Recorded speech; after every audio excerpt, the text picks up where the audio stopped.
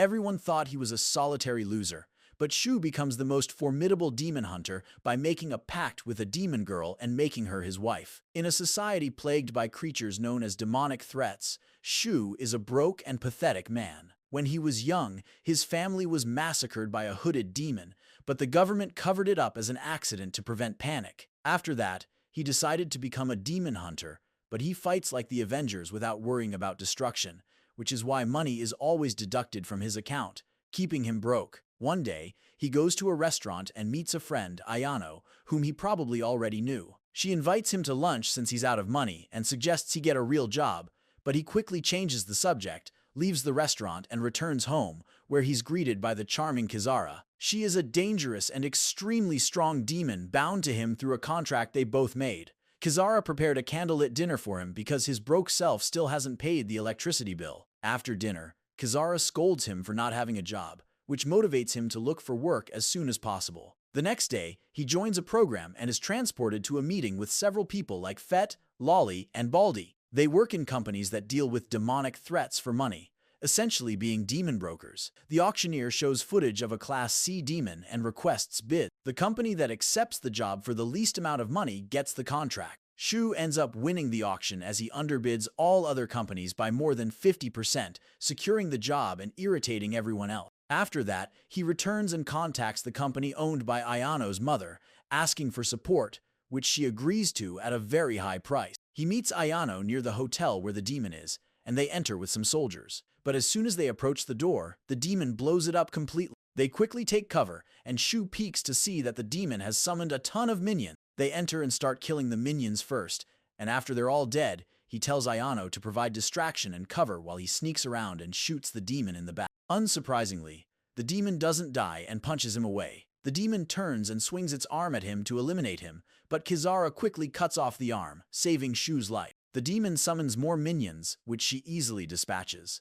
Then Sarah charges at the demon, attacking it with her sword, but fails to hit it and is repelled. She falls near Shuu and tells him she hasn't worked in the last 3 months, so she has no power. It turns out that, according to the pact, probably created by an incel like Shuu, Kizara's true powers can only be revealed through a kiss. So Shuu kisses her, and she immediately transforms into a fighter with incredible superpowers. The demon summons more minions, but this time she finds no difficulty in defeating them one by one. While fighting the minions, Kara and Ayano reunite. Ayano calls her out for kissing Shuu, and after a heated argument, the situation intensifies and becomes physical. Kizara tries to cut Ayano, but Ayano dodges the attack and shoots at her back. Kizara, however, manages to dodge the bullet. They then start fighting fiercely, forcing Shuu to intervene to prevent them from killing each other.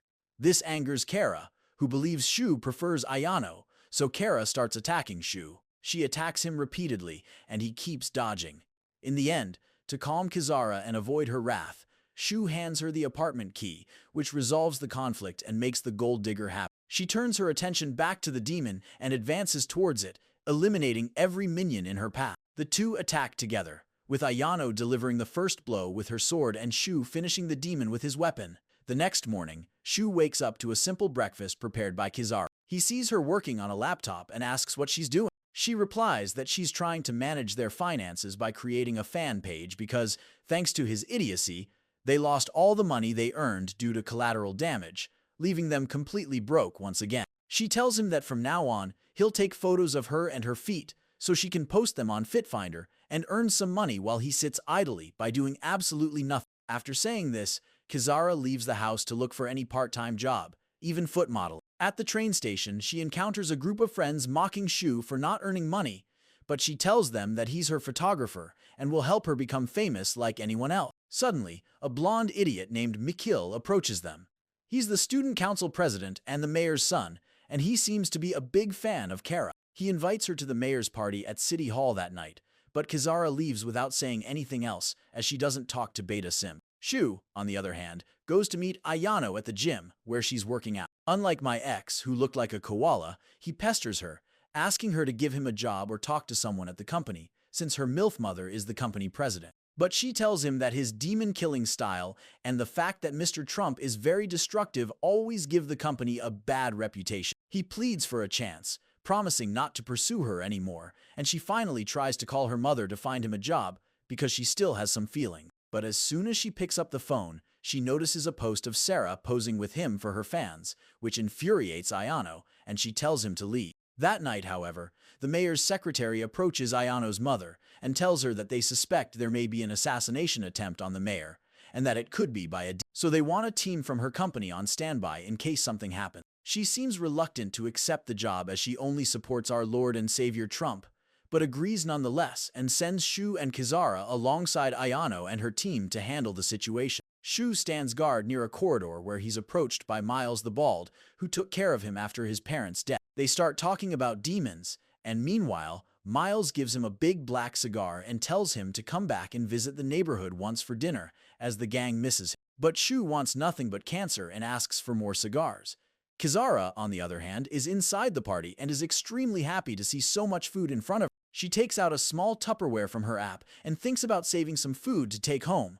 But suddenly, Mikil approaches her and starts talking about how he donates a lot of money to her streams and other nonsense. Fortunately, however, the mayor begins to speak, and everyone stands as the speech is broadcast throughout the city. He talks about the basic nonsense every corrupt politician talks about, like equality, jobs, better quality of life, and also claims that the demon has more than 2 genders, which irritates Shuu. Like any sane man, knows there are only real genders. It turns out a demon is also extremely annoyed with the mayor for legalizing all the stupid pronouns, so he decides to kill him live on television so everyone in the city knows he identifies as a Sigma male. Normally, when a person transforms into a demon, they lose their humanity, but this demon seems to retain his humanity and can think and speak like a person. He bursts through a wall behind the mayor and was about to stab him in the butt when Kara notices the disturbance and quickly jumps on him, grabbing him in a chokehold people would pay good money for. The demon is shocked by her surprising speed, which pulls him back and throws him against a pillar,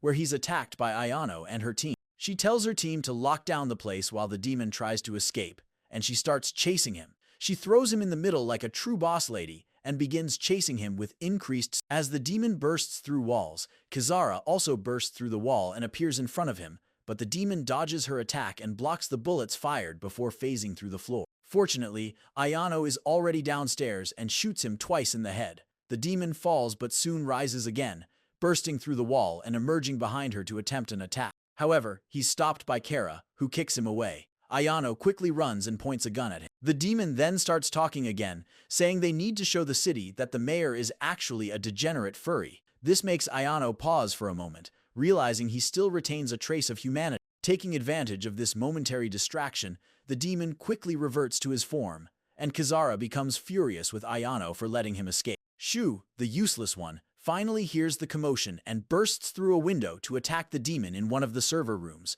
where Kizara arrives shortly after. He and Kizara corner the demon and are about to kill him when he receives a call from Ayano's mother, the company president. She tells Shuu that the demon still possesses a human brain and must be captured alive at any cost. It's a big problem because none of them have the right weapons to capture a demon and have never done it before. They only know how to kill it. Kizara suggests trying to hit the demon with the back of the sword, but it's still risky. So, Shuu considers looking for non-lethal weapons on Shopee. Kizara stops him, saying the cost of the equipment is equal to what they'll earn from the job, so what's the point?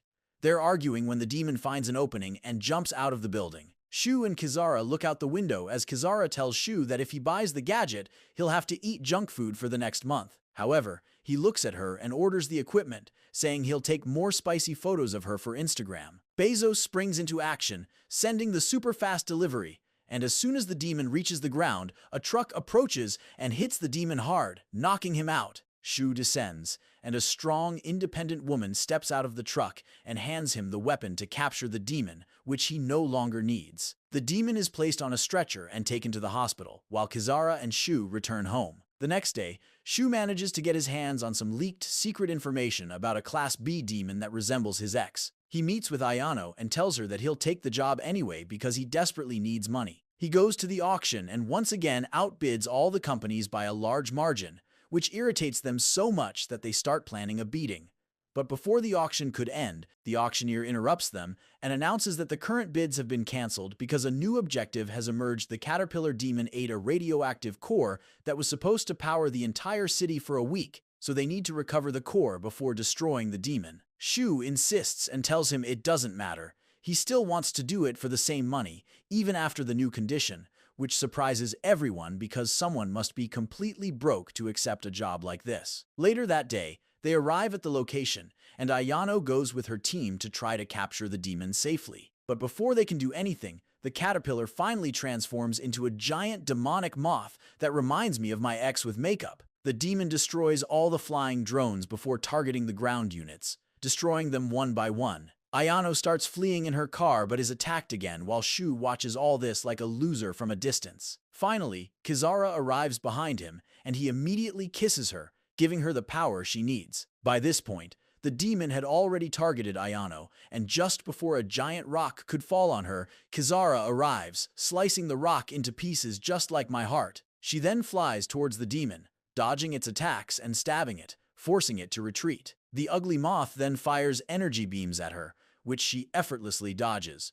repeatedly attacking before stabbing and slicing the demon's body, weakening its outer armor. Shuu takes advantage of this and grabs his sniper rifle, shooting the demon directly in its exposed part. This pushes the demon back, and as a last-ditch effort to save its life, the demon tries to fire a massive energy beam. But Shuu loads another bullet and shoots the demon in the same spot, killing it instantly. The next day, Ayano is called to the shipyard because of a fight between two opposing mafia groups. One of them apparently decided to make a pact and became a demon, mercilessly killing the enemy gang members. She enters the empty warehouse and finds a bunch of guys massacred on the floor, several of them severely injured. She walks ahead and suddenly sees the shiny reflection of a gun barrel before the demon threat starts shooting at them. She takes cover and orders one of the guys to shoot him with his sniper rifle, while the other uses his rocket launcher to bombard the demon, taking it like a true American. The police arrive, capturing all the injured mafia members who survived, while Miles the Bald, who works in the department, tells them they were lucky to be alive because the demon was fortunately not high-ranking and was easily killed. All the gang members are placed in ambulances. She looks around and sees a young man being placed in the ambulance while his girlfriend cries like a bee in the crowd, begging to stay with him, but the police push her away. Shuu, on the other hand, is sitting next to Kizara, having a candlelit dinner because his area has no electricity, thanks to his useless self not obtaining the demon's core. Fortunately, at least they have good food, because they defeated the demon basically on their own and can spend a little more money. They dine together, and the next day, when they're about to leave, Shuu tells Kizara that today they'll have a luxurious dinner. Kizara and her friend are on the expensive side of town to celebrate her reaching 10K followers on FitFind. However, as soon as they leave, a car pulls up, and Mikhail, the beta simp, gets out of the car, here to meet Kizara and try to win her over with his money and luxury. But Kizara is the best girl and remains loyal, unlike his ex-girlfriend, and tells Mikhail to leave. Mikhail gets furious and starts bad-mouthing Shuu, who pays him no attention, while Kizara notices Ayano leaving with a guy dressed in black. She decides to follow them in a creepy manner and arrives at a park where she finds them talking to each other. She takes this chance to make Ayano look like a big villain by taking photos of them before posting them on Instagram. Shuu sees the notification and quickly runs to the park, apologizing to both of them for what Kizara did. The man greets him and introduces himself as an investigator from the Anti-Demon Bureau working on a case involving united mafias to combat organized crime. Ayano is involved, and he also ends up telling that he's working to uncover the demon that killed Shu's family since Ayano asked him to investigate it. This infuriates Shuu, who scolds Ayano, saying she should have consulted him and involved him in the decision to try to find his parents' killer while he was in one of his emo rants. The investigator receives a call from the police department informing him that Tony, the young man whose girlfriend was seen by them, was found in a friend's house praying like a bee had just been murdered. Shuu immediately goes to the hospital and meets with Miles, who reports that when he found Tony, he was already dead, and the killer was nowhere to be found. The investigator asks if this could be the work of a dangerous demon, but Miles responds, saying it's highly unlikely because the weapon used to kill him was just a regular knife with the enemy mafia gang's logo. He also mentions that the attack was extremely bold and occurred in broad daylight, which was captured by security cameras. Meanwhile, as night falls, Shuu waits for Ayano outside the hotel. He calls her and apologizes for causing a big scene in the park, suspecting that the demon who tried to assassinate the mayor might be related to one of the gangs and tries to extract more information from Ayano. However, she interrupts him, telling him to return home. He tells her it would be much more efficient if they worked together, but she tells him to leave. He never thinks about how others feel, how he does things, and how someone feels when he puts their life in danger. She makes him recall the day a few years ago when they were living together, and she was eagerly waiting for him to come home while he was chasing a dangerous demon all night. To her surprise, however, he seems completely empty and reveals that he doesn't remember anything at all. This pushes her to her limit, and she runs away crying desperately. On the other hand, the investigator is called to a crime scene where the gang members who killed Tony seem to be fighting among themselves or something. The investigator enters to take a closer look and realizes that everything is cut up, with several gang members dead on the floor and blood everywhere. He quickly runs outside like a bee and decides to wait for some return from the specialized demon hunting team. Meanwhile, poor Ayano cries under a bridge when she's approached by Kara, who reveals that she's the one who has all the memories Shuu used to have. She tells him that they made a contract in which she can feed on Shu's memories whenever she wants, and that she specifically erased his memories so he wouldn't fall in love with Ayano again. Ayano gets irritated with the conversation with Kizara, realizing that she ignores Shu's real feelings and just wants to keep him for herself like a psycho mode of the argument. She stands up and walks away into the darkness, telling her not to talk to her anymore. Meanwhile, Shuu, disturbed, tries to smoke a cigarette, reflecting on what she said.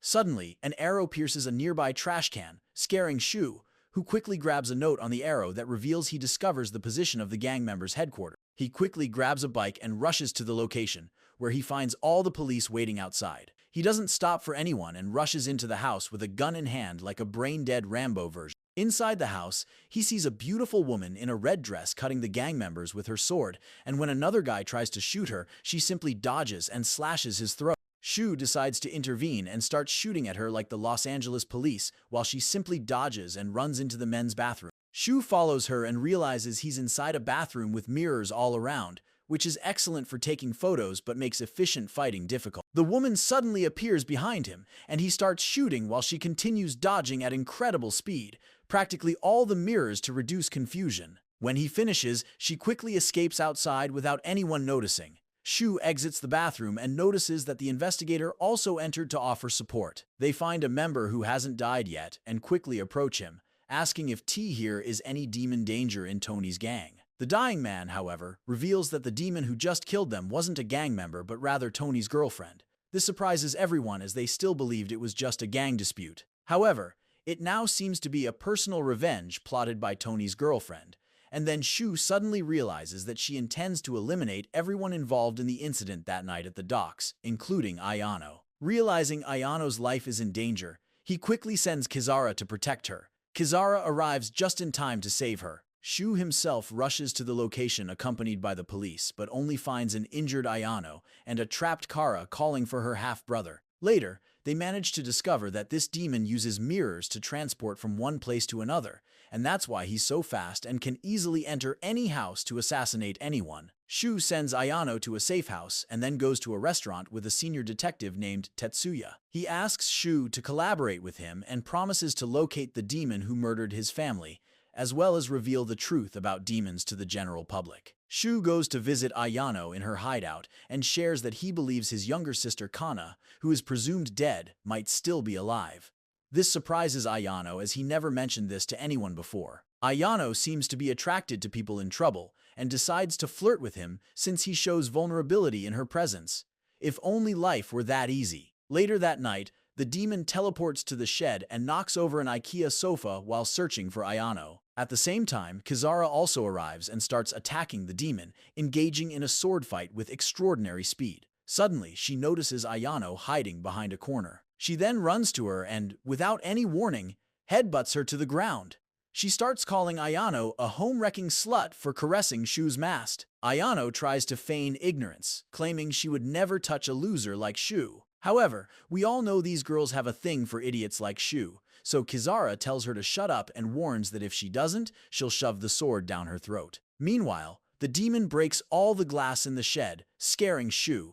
Suddenly, he feels a sword on his back but soon realizes it's Kara, who is furious with him. She tells him to give her all his energy so she can defeat her and kisses him violently. After the kiss, Shuu lies there without memories of this night while Kizara attacks the demon. The demon retaliates, and most of its attacks are blocked. She tries to attack it again, but the demon moves through the floor and attacks her from a different direction. The demon was about to deliver the final blow when she intervened and elbowed the demon, pushing it back. It tries to punch her, but she dodges and tries to escape by phasing through the wall, but Shuu throws his anti-demon projectile at her, hitting her in the stomach and stopping her midway. Then Kizara advances on her, stabbing her in the same spot, killing her once and for all. Kizara flees from Shuu, and it's been several days since she left his house. However, she hasn't returned there or tried to contact him. Worried about her well-being, Shuu tries several times to contact her but gets no response. So he plans an ambush for the informant who provides him with confidential information. He goes to a train station and sits on a bench when the informant arrives. He instructs Shuu to grab the tablet from the trash can. Shuu obeys, and a video of a blonde girl fighting the police and demon hunting companies is shown. The context: the informant tried to flee before Shuu could ask more questions about them. However, despite Shu's efforts, the informant managed to escape capture. Later that day, he attends an auction meeting where this particular person is discussed. Ayano's mother reveals to her son that she is part of an organization in Europe specializing in the eradication of demons on a global scale for the past year and a half, and that she is the right person for it. She says that Shuu is the only person who recruited him to join the organization. She makes it seem like Shuu remembered her once, but he doesn't remember doing that. When he was returning to his apartment, he received a call from Ayano. When he picked up the phone, he was shocked to hear Ayano screaming for him to stay away from her apartment. Initially, he believes she's joking, but when he hears the alarm in her voice, he drops the bag, draws a gun, and prepares to shoot. The door is opened with a shoot, and he's thrown out of the building. The blonde girl, whose name is Sharon, runs after him and tries to stomp him. He tries to grab his gun, but she blocks his movement with her foot and starts attacking him. He manages to avoid the first shoot, but she doesn't. He manages to avoid the first shoot, but she follows it with a punch to the stomach before delivering another strong shoot to his body, launching him away from the fight. She then jumps on him and punches him several times in the face while she's on top of him. Kizara sneaks up from behind and tries to attack her with her sword, but she manages to dodge and move away. Kizara seems to know Sharon and seems to be afraid of her. Shuu was hospitalized and has been unconscious since then. Kizara and Ayano are by his side, but Kizara receives a text notification and leaves, leaving Ayano to look after him. After shuffling, she goes to an abandoned building and looks at the text message that informs her of the location. She then receives a call from Sharon, who tells her that she's alone. Kizara summons her sword and prepares for battle, but before she can figure out where Sharon is, she's shot by her from above. She flees and seeks shelter. She watches and sees Sharon in a special mecha suit looking for her. Sharon shoots again, but she blocks the bullets with her sword. She advances towards Sharon and tries to attack her, but her sword is blocked by Sharon, who then uses a demon-like sludge compound to attack Kizara. She quickly retreats and tries to cut the approaching sludge, but one of the projections injures her in the neck and leg. She quickly flees and realizes that her wound isn't healing. Sharon explains that better demons like Kara can't be injured by weapons made by humans but are weak against demon attacks. She tries to flee, but Sharon blocks her path with her demon projection. Kizara raises her sword to attack her but is immediately stabbed by Sharon in the torso and falls.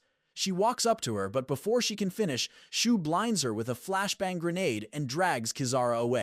He approaches Sharon and hides behind a pillar, kissing her and granting her the extra power she needed. He falls unconscious while Kizara begins to fill with power. She approaches, and her wounds begin to heal. Sharon shoots at her, but this time she dodges every bullet and advances, attacking and cutting off one of Sharon's robotic arms. Sharon tries to attack Shuu, but she manages to protect him before delivering a series of aerial strikes, breaking her armor chip by chip. Sharon falls, and Kizara takes the opportunity to pierce her sword into her mecha suit, completely destroying it and leaving her unconscious. She then takes Shuu to a safe place. When he wakes up, they return home together.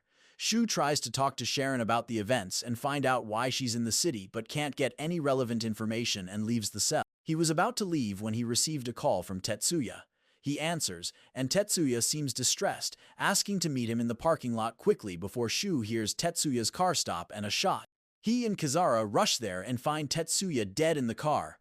Shuu falls to the ground in despair as Tetsuya was one of the few people willing to find the criminal responsible for the murder of Shu's family.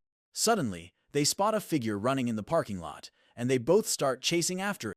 Shuu realizes that the person is the same one who gave him information earlier and assumes he was the one who killed Tetsuya. After a long chase, they finally manage to capture him. He reveals himself as Mikhail, the son of the current mayor. Shuu threatens to expose the reason why he would have killed Tetsuya, but Mikhail insists that he wasn't responsible. He takes the two to a secret facility where they're surprised to see many people working on computers showing images of the city. All the CCTV in the area is controlled by Micah, which is why he has all the information all the time. They retrieve the footage of Tetsuya's murder but are disappointed to see only the back of a hooded figure who shot Tetsuya. The next day, Shuu goes to Tetsuya's funeral, and on the way back, he gets a ride from Miles, one of his oldest friends and his adoptive father, who kept Shuu in his house for a year when he was young after his parents died. While in the car with him, Shuu notices a tattoo on his forearm and realizes that he's the killer. He sits there nonchalantly and asks Miles why he killed Tetsuya. Miles tells Shuu that Tetsuya discovered the truth because he realized that the only person besides him who had first-hand information about any demonic activity was Miles. This discovery made by Tetsuya forced Miles to take the life of his own partner. He takes Shuu to a deserted park, and Shuu tells him that while they're talking, he's being surrounded by the police. Miles already knows this and transforms into a demon. Everyone is completely shocked and opens fire on him. Miles has an energy shield around him that protects him from all the bullets and explosives thrown at him. Kizara asks if here is any possibility of capturing him alive, but she responds that there isn't. Kizara tells him to put aside any feelings because he killed Tetsuya, and if not stopped, he'll kill many others. Miles uses his chains to attack Ayano, injuring her. However, before he could kill her, Sharon arrives on a motorcycle, saving her life. She jumps off the bike and uses her shoe blade to attack him repeatedly, but as soon as she attacks him, he manages to escape. He tries to regenerate. He tries to punch her, but he's interrupted by Ayano, giving Sharon the chance to retreat. Finally, Shuu comes to his senses and gives permission to kill Miles but asks Kizara to save his memories. He kisses her, giving her all the power needed, and she runs towards him just in time to cut in half the chains that were going to attack Sharon and Ayano. He kicks her back, but she attacks him again, dodging the chain attacks and finally managing to break them completely. He tries to grab her sword and throws it away. He then advances towards Shuu, who loads his weapon and shoots him in the head, killing him. Kizara extracts his memory, revealing that when Shuu was young, Miles became friends with his parents, but one day, his daughter fell seriously ill. He spends all his time in the hospital until he's contacted by the most powerful demon, Asmodeus. Asmodeus promises that if he descends, he'll save his daughter's life. Miles agrees, and that night in the cave, he discovers that Asmodeus took the form of Shuu's mother. He sees Shuu's father dying on the floor while Asmodeus carries Kana. Before Asmodeus could kill Shuu, Miles saved him, saying that this wasn't in the contract, and Asmodeus agreed. Miles starts leaving the cave with the unconscious Shuu and hears an explosion in the cave behind him, completely flooding it. After that, Miles' daughter improves, and he starts taking care of Shuu as if he were his own son. Shuu and the others return to the base, where they find Sharon lying on the couch, looking very tasty and eating a bunch of junk food. They all sit together and start discussing the mystery surrounding Asmodeus and why Shuu's father was killed. Sharon makes a silly presentation in PowerPoint and shows that there was a demon in history who continues to take the form of different women, all resembling incredible MILFs. But besides that, whenever he appeared, a group of demons was nearby, and the entire area was destroyed. This demon only possesses young and beautiful women and always leaves a shit stain behind, and that's how they know they've been chasing this one demon for hundreds of years. Ayano thinks it's possible that Asmodeus appeared in the city 12 years ago, and that's when all the demons started attacking the city. Her mother contests this theory and states that the demons appeared in the city first, and then Asmodeus appeared trying to follow the city's precious core that all the demons are attracted to. She claims that all the secrets are hidden in the mine that was destroyed 12 years ago in the middle of the ocean. Ayano stands up and prepares to investigate the entire mine for possible clues and leaves the room with Shuu and Kizara. She assures them that they'll discover the truth and find his sister Kana no matter what, but Shuu seems a bit lost and thanks her before fleeing down, and she looks angrily at Kizara, knowing that she's the reason Shuu is losing his memory. She runs outside and gets into a car that drives around the city to pick up her friend Linfa. She asks Ayano what the hell she wants and how she's busy when Ayano shows some photos of the ocean. Linfa is understandably confused, but Ayano states that this is the general area where the mine used to be and asks for the exact location of the mine. But Linfa states that the entire area is out of reach for any civilian. She takes her to a bridge and starts asking why the government hid all the information from the general public, and when Linfa refuses to admit anything, she turns into an American and pulls out her gun. She asks once again where the mine is located, but Linfa states that she herself doesn't know the exact location. Suddenly, Ayano notices something in the distance and swerves the car just in time to avoid a missile.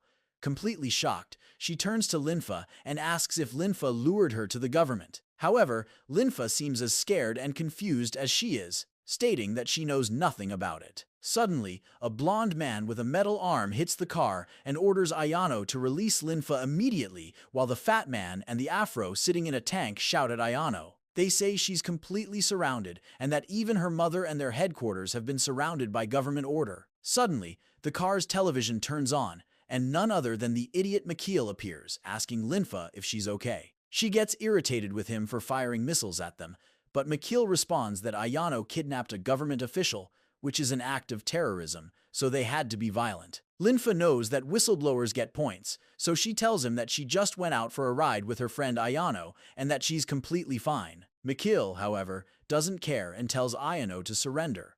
Otherwise, they'll send her mother to the MILF mansion. Ayano can't control so much shame, so she starts getting out of the car when suddenly a huge helicopter arrives at the scene, funded by the American government with huge weapons. Everyone is shocked by the sight, when suddenly Ayano realizes that it's being piloted by none other than Shuu himself. Ayano's mother appears on television and tells Ayano that she must quickly get into the helicopter with Shuu, but Ayano argues that Shuu doesn't even have half of his memories. How is he going to pilot the helicopter? Shuu, however, seems completely fine as he launches suppressive fire on the tanks and the cheap copy of the Winter Soldier, scaring them away. Ayano's mother tells her that no matter how many things he forgets, he'll never forget how to fight because it's ingrained in his muscles. Ayano turns to Linfa again, and Linfa happily transfers the coordinates of the mine's location directly to Ayano's cell phone. Ayano thanks Linfa and flies alongside Shuu and the helicopter. Together, they quickly head to the submerged mine at the bottom of the ocean. Meanwhile, Kara boards a boat with Sharon, and they both start the journey towards the ocean. Kara tells Sharon that she can't put Shuu in more danger and that she'll save Shu's sister herself. Sharon requests the flash drive with all the data, and Kizara hands it to her. Meanwhile, Sharon reveals to Kizara that Asmodeus seems to be an unsuccessful artist who likes to create logos on the world map by attacking these locations with his demon horde. She then displays the city map, showing that all the attacks carried out so far have formed the same design, indicating that the final attack will occur near the submerged mine itself. They discover that Asmodeus possessed Shu's mother 16 years ago and then possessed Shu's sister Kana. Kizara realizes that this means Shuu was born completely human, but when Kana was born, Shu's mother was possessed by Asmodeus, which means Kana is half demon. But congratulations to the father for dating a demon. Sharon states that Asmodeus's true goal is to create a society where humans and demons can live together in harmony, but that's almost impossible. It's possible that Shu's sister is still trapped at the bottom of the ocean in the mine, where she can be used to open a portal and bring a horde of demons to the city, killing millions. They arrive at the mine and enter the dark caves, walking to the center when they spot a girl tied up and unconscious. Kizara can't believe she found Shu's sister and goes to touch her when suddenly she feels something happening. Sharon the Swollen turns quickly to block a shoot launched by none other than Sharon the Swollen herself.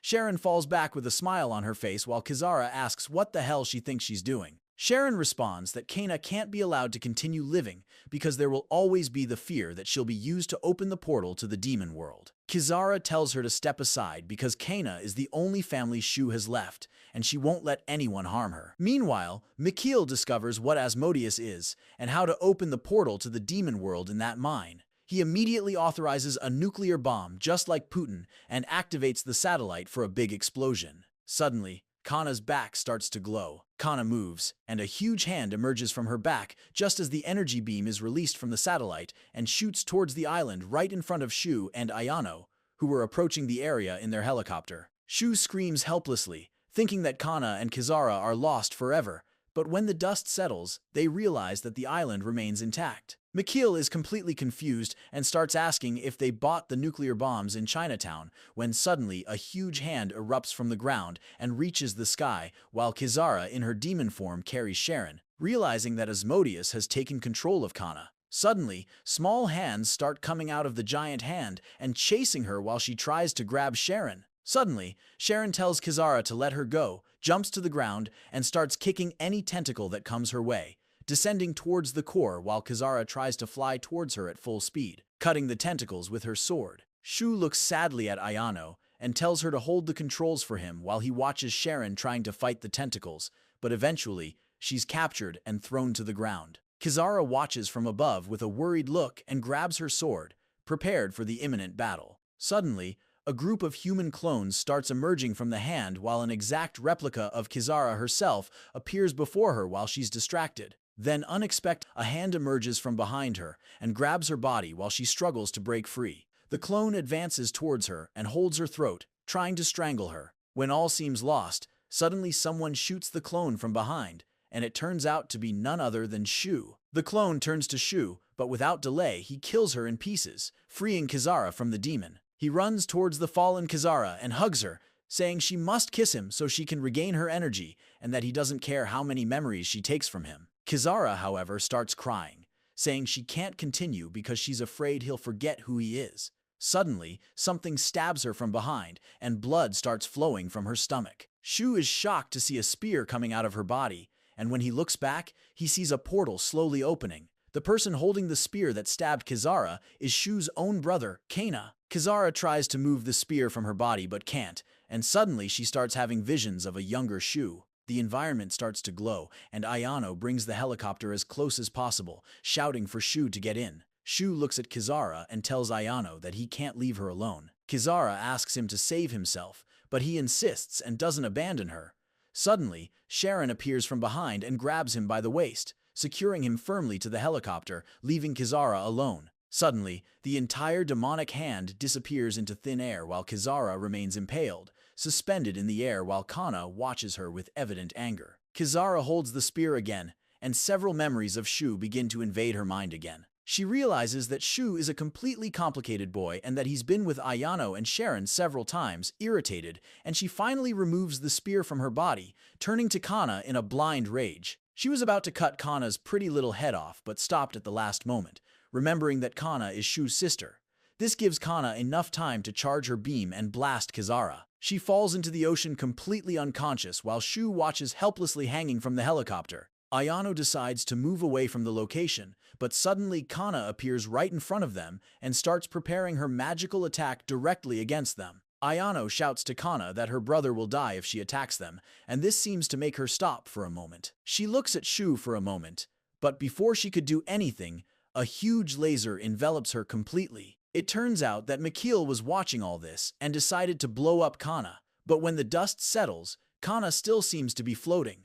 Frustrated with his Chinatown nuclear bombs, he decides to bomb her again. This time, it seems to have an effect as her wings disappear, and she falls into the ocean near Kizara. Ayano and the others take Kizara to the hospital, where Sharon says that the doctors don't find a heartbeat or brainwaves, and even the wounds that should heal in a demon like her are still open. Ayano asks if she'll wake up again, and Sharon says they can't be sure because she's not human. Ayano then questions about Kana and if she was found, but Sharon responds that according to satellite data, she fell into the ocean 200 meters and is at the bottom without moving. Ayano questions if she's dead, but Sharon doubts, saying that Kana lived 12 years with a spear in her chest, and the laserfish probably stopped her for a short time, but it won't be long before she appears again. Ayano asks if T here is a chance for her to live as a human again, but Sharon says that depends on her and someone who can awaken what's left of humanity in her. Sharon warns that the church she comes from sees Kana as an S-class demon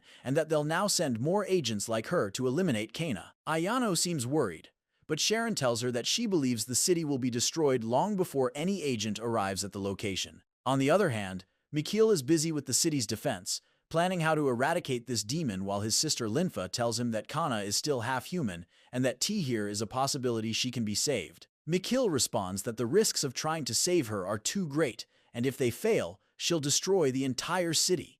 The most effective way to deal with this situation would be to completely eradicate this S-class demon from existence. Linfa asks if the city's residents are aware of this great threat looming over them, but Mikhail responds that they have no idea. He didn't want to cause panic, so he spread false news about an underground volcano erupting in the ocean. Meanwhile, other demon hunters are busy destroying lower-class demons that have appeared in the city to make some money since, because of Kana, many smaller demons have started appearing in the city. The demon hunters decide they've made enough money to relax for a while, However, one of them reminds them that T here is still an S-class demon in the ocean. One of the hunters states that he can't face an S-class demon, so he plans to simply leave the city.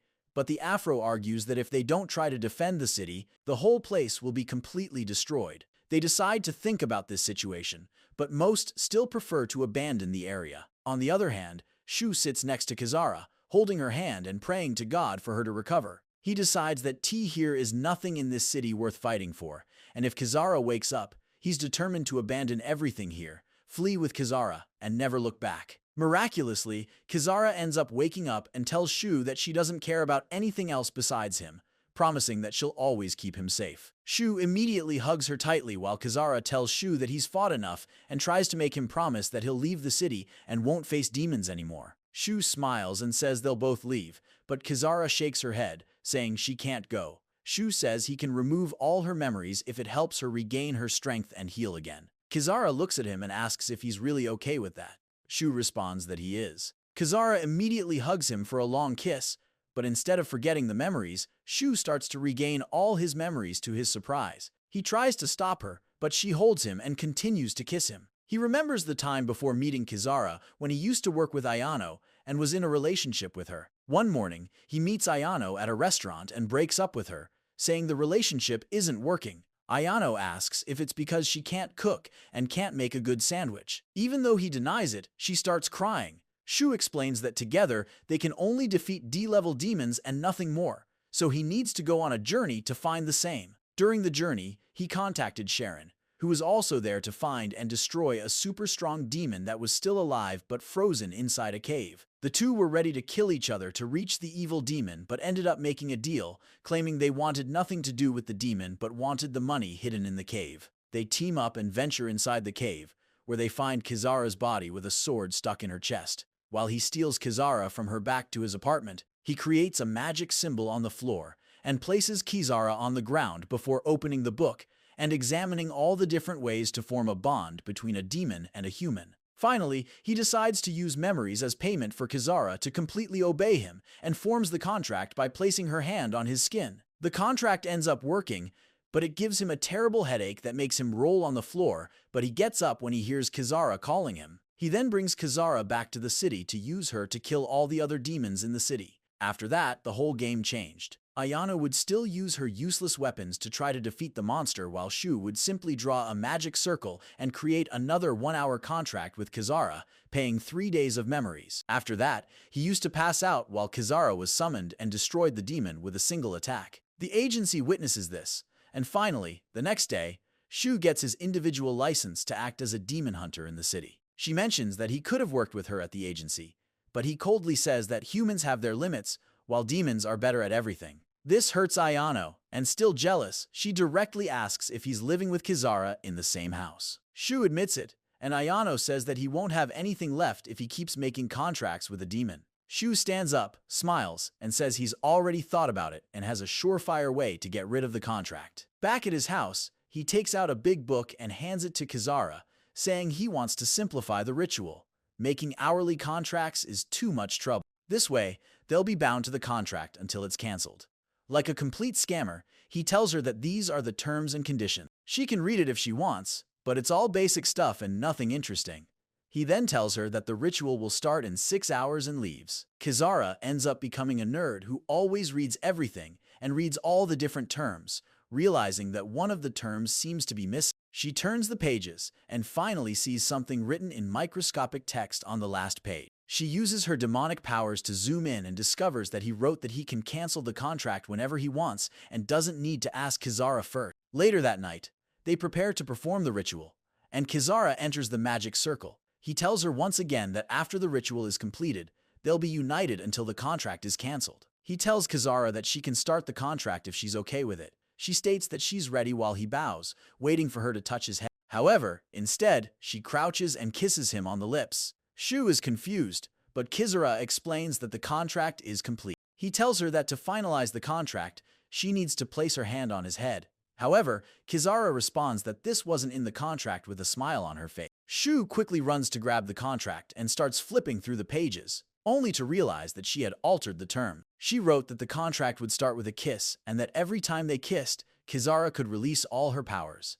This makes him extremely worried about the possibility that she also altered the cancellation term. His concerns prove correct when he turns around and sees Kizara behind him. It turns out that Kizara really messed with the terms and drafted a new term stating that the contract will only be cancelled when she decides it should be cancelled. Finally, Shuu returns to reality and immediately grabs Kizara, indignantly asking what the hell she just did. But it turns out she already cancelled the contract and lost all her memory. When she asks Shuu who he is, on the other side, Kana finally wakes up from her nap and flies over the ocean before firing a powerful beam in the distance. This beam ends up hitting an airport, destroying several planes, while Mikil tries again to hide from the general public the fact that all this was done by a... Finally defeated, he orders Ayano's mother to be released from the cell as she's the only one capable of guiding his troops to defend the city. Back at the hospital, Shuu tries to make Kizara remember who she is, but she doesn't even remember her own name. He finally realizes that she not only returned his memories but also gave him her own personal memories. He hugs her tightly and tells her to wait in the hospital and hide because this time he'll save her alone. He then kisses her on the forehead, grabs his sword and leaves the room to face his sister in battle. Meanwhile, Ayano is ready and waiting at the bottom of the ocean to fight Kana when Sharon approaches on her motorcycle. Ayano gets excited for a moment, thinking she has support, but Sharon says she came to say goodbye because she's leaving this miserable city. On the other hand, she orders something from Amazon, and thanks to Prime, the delivery is very fast. She enters the truck and starts sorting all her new toys while Kana appears near the city, and Ayano's mother orders them to open fire on her unison directly against Kana alongside an attack helicopter that hits, causing a huge cloud of smoke while everyone at headquarters watches patiently to see what will happen. To their surprise, however, as soon as the smoke dissipates, Kana appears completely unharmed, creating an energy sphere around her that protects her from any kind of damage. The MILF tells them to continue their attacks because it's essential to ensure that this demon doesn't set a single foot inside the city. The army starts shooting at Kana once again, but it has no effect on her, who remains completely calm, absorbing every blow without any problem. Ayano decides to intervene and pulls out the big guns before aiming and firing a huge rocket launcher at Kana. This seems to work because when the smoke dissipates, the shield around Kana disappears, and she becomes furious immediately. She looks at Ayano and starts charging her attack while Ayano runs away like a little girl and hides behind a tank, barely dodging the powerful attacks. The army starts shooting at Kana again, but she continues flying among them, chasing Ayano as she tries to escape. Finally, Ayano turns and starts shooting at Kana, but it doesn't affect her at all. Unfortunately, Ayano's weapon jams, forcing her to face Kana, who starts charging her powerful beam of light at point-blank range, which would leave her in pieces. However, fortunately, Shuu comes to her rescue in time, taking her away while everything in the area is destroyed by the laser. They finally land on top of a building while Shuu tells Ayano that he regained all his memories and that Kizara doesn't remember anything anymore.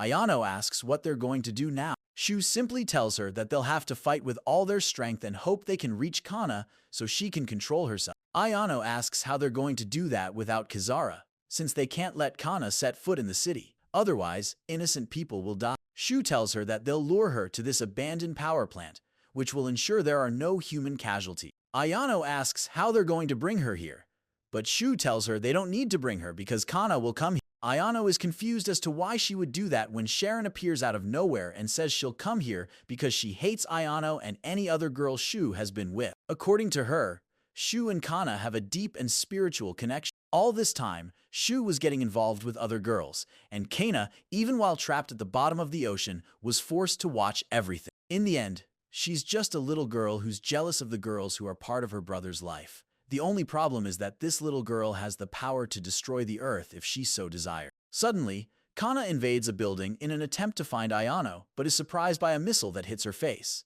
Kana is taken to the army that arrived before. This really irritates Kana, and she decides to release a bunch of demonic beasts on the enemies, forcing them to fight her minions while she finds a way to reach Ayano and Sharon. Surprisingly, Shuu appears in front of her on his own hoverboard, which shocks Kana. She raises her arm to try to blow Shuu away, but can't while Shuu starts talking about how he wants to be with her because she's his only family. He reflects on the people he's lost and decides that he won't let anyone else die, which really affects Kana as her human will begins to fight for control. Shuu understands that this won't be enough, so he snaps his fingers and apologizes to Kana for what he's about to do. Suddenly, a group of tentacles grabs Kana, which brings to mind a very cultured anime I recently watched. Meanwhile, Ayano starts firing rockets from her back while Shuu draws his sword and advances to attack her. Unfortunately, Kana breaks free and flies, summoning her magic spear. Shuu follows her in the sky, exchanging violent blows while trying not to fall off his hoverboard. He realizes he can't keep up and starts to move away while Kana chases him and aims her magic blast at him. At the last moment, however, Sharon uses her tentacle attack to throw her against a wall, while Ayano fires her rocket launcher to destroy her. Even so, Kana launches her magic blast at them, but Shuu appears at the last moment, blocking and deflecting the attack with his sword. He quickly starts flying away, and after dodging most of the attacks, he advances directly towards her. They engage in an intense confrontation again, but this time Kana dominates him, pushing him away. Before she could defeat him, however, Ayano and Sharon hit her from behind again, distracting her. Shuu tries to take advantage of this chance to end the fight but can't attack his own sister, who knocks him down with a Shuu tail. Kana attacks Shuu once again, but Sharon protects him at the last moment. Kana tries to pursue but is hit again by an explosive launched by Ayano. He takes advantage of this moment of distraction to his advantage and tries to attack again, but she dodges and hits him, throwing him against a tree. Soon after, she goes after Ayano, but before she can hit her, Kizara appears, blocking her spear and pushing her back. Everyone is surprised to see the two demons facing each other in a fierce battle of attacks and defenses until Kana launches her energy beams at Kizara, causing an explosion. Shuu grabs the sword and tells her to pierce Kana's heart because that will immobilize and seal her. Kizara runs towards Kana, dodging the attacks while Shuu covers her. Kizara attacks, but Kana dodges and flies only to be kicked by Sharon and attacked by the army troops. She falls to the ground and, furious, releases 3 demons from within herself that advance towards the city. Sharon and Ayano go after the demons while Kizara and Shuu stay to face Kana. Shuu ends up kissing Kizara, which awakens her latent powers.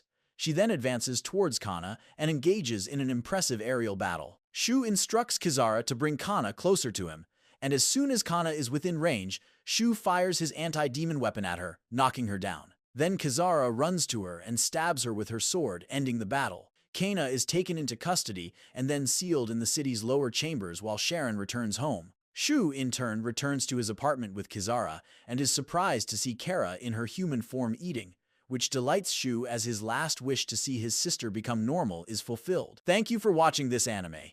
If you made it to the end, comment the secret word Demon Pact to show you are a true fan and earn a special heart from us. Don't forget to like the video and subscribe for more thrilling content. Until next time, keep exploring the world of anime.